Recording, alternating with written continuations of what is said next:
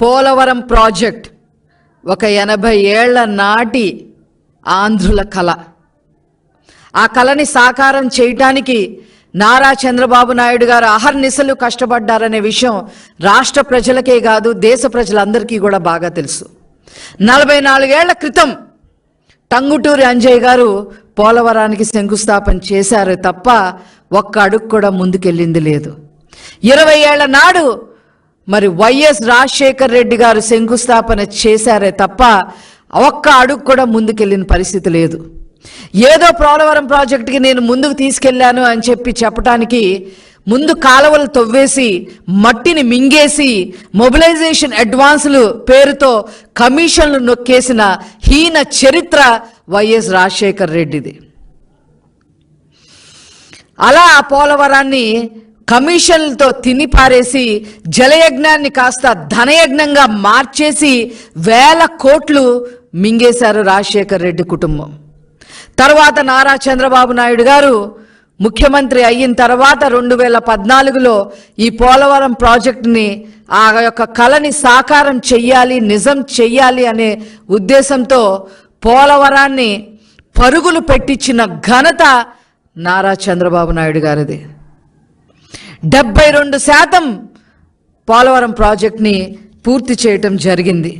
ఒక్క రోజులో 35,000 క్యూబిక్ మీటర్ల కాంక్రీట్ని నారా చంద్రబాబు నాయుడు గారు వేయించడం జరిగింది.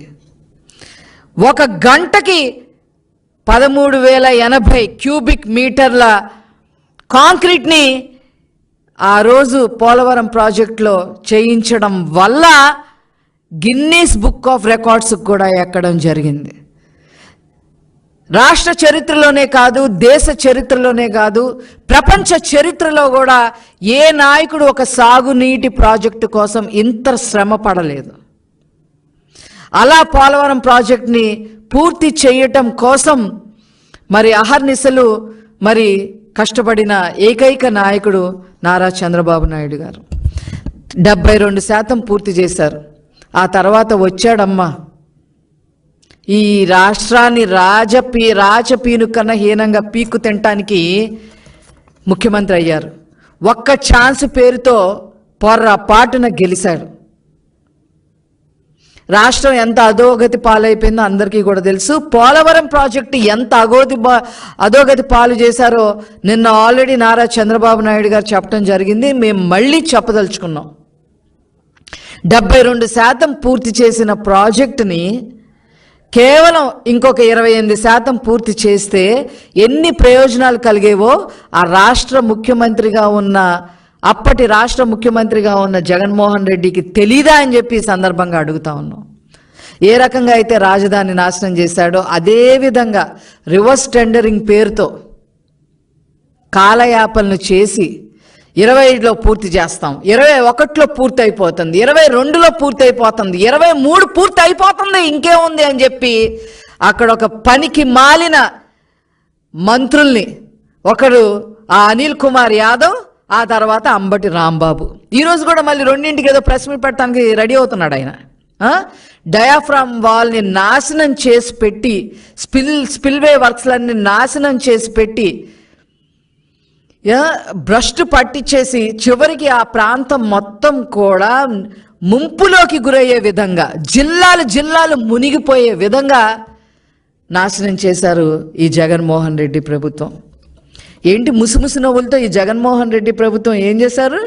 అక్కడ కేసీఆర్ 1 మీటర్ తగ్గించవయ్యా, 145 మీటర్లకు గాను 1 మీటర్ తగ్గించవయ్యా అంటే ఈయన ఏకంగా 4 మీటర్లు తగ్గించేశారు. అందుకనే పోలవరంలో మీ పార్టీ మునిగిపోయింది, అక్కడ కేసీఆర్ ప్రభుత్వం కాళేశ్వరంలో మునిగిపోయిందని చెప్పక తప్పదు. ఆ పార్టీ ఇంత దారుణంగా చేసిన వీళ్ళకి మరి ఏ గతి పట్టిద్దో ప్రజలే చెప్పాల్సిన అవసరం ఉంది అని చెప్పి ఈ సందర్భంగా తెలియజేస్తా ఉన్నా. ఏంటి పోలవరం? ఇంకా కొత్తగా వచ్చిన యూత్కి కానీ కొత్తగా వచ్చిన ఓటర్స్కి కానీ తెలియాల్సిన అవసరం ఉంది అని చెప్పి ఈరోజు తెలుగుదేశం పార్టీ తరఫున మేము భావించి ఈరోజు కొన్ని విషయాలు మేము ముందుకు తీసుకొస్తా ఉన్నాం. ఈ పోలవరం గనక పూర్తి అయితే సాగునీటి సౌకర్యం మరి 7,20,000 ఎకరాలకి సాగునీటి సౌకర్యం కలుగుతుంది. ముఖ్యంగా విశాఖపట్నం జిల్లాలో 1,50,000 ఎకరాలకి సాగునీటి అందించే పరిస్థితి వస్తుంది. తూర్పుగోదావరి జిల్లాలో 2.5 లక్షల ఎకరాలకి సాగునీటి సౌకర్యం వచ్చే అవకాశం ఉండేది. పశ్చిమ గోదావరి జిల్లాలో 2,58,000 ఎకరాలకి సాగునీరు అందే పరిస్థితి ఉండేది. కృష్ణా జిల్లాలో 62,000 ఎకరాలకి ఈ సాగునీటి సౌకర్యం వచ్చేది. అదేవిధంగా ఆయకట్టు స్థిరీకరణ 23 లక్షల ఎకరాలకి ఆయకట్టు స్థిరీకరణ అయ్యేది. గోదావరి డెల్టాలో 10 లక్షల ఎకరాలు, కృష్ణా డెల్టాలో 13 లక్షల ఎకరాలు మరి అయ్యేది.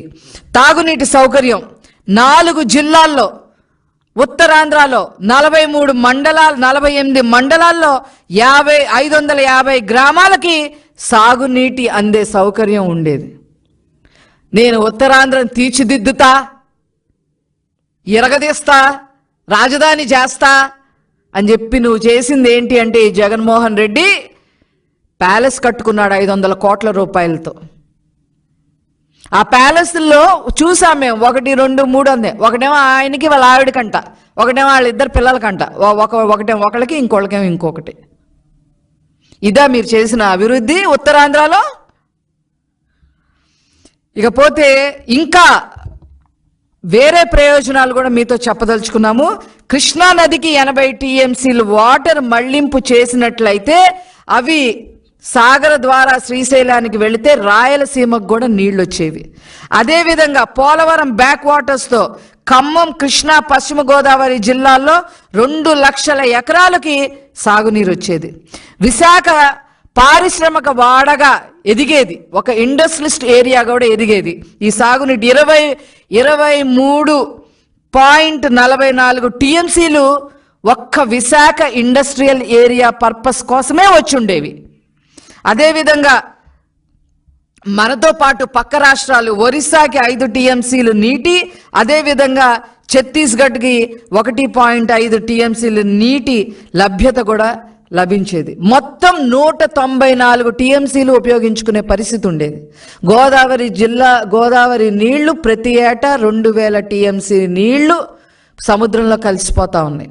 ఈ పోలవరం ప్రాజెక్టు వల్ల 194 టీఎంసీలు కనీసం ఉపయోగించుకొని అన్ని రకాలుగా ఈ ఆంధ్ర రాష్ట్రంలో గోదావరి జిల్లాలు కానీ, కృష్ణా జిల్లాలు కానీ, రాయలసీమ జిల్లాలు కానీ అన్ని రకాలుగా అన్ని చోట్ల కూడా కొన్ని లక్షల ఎకరాలకి సాగునీరు అందించే పరిస్థితి ఉండేది. అది లేకుండా చేశారు. ఏం పుట్టకండి మీది జగన్మోహన్ రెడ్డి గారు, ఏం పుట్టకండి ఇది. కనీసం చంద్రబాబు నాయుడు గారు 72% పూర్తి చేసిన తర్వాత వాదనలకి దిగకుండా దాన్ని ఎంతో కొంత ముందుకు తీసుకొని వెళ్ళుంటే ఎంత బాగుండేది. ఇవి చేసింది కాక చేసిన దాన్ని డ్యామేజ్ చేశారు.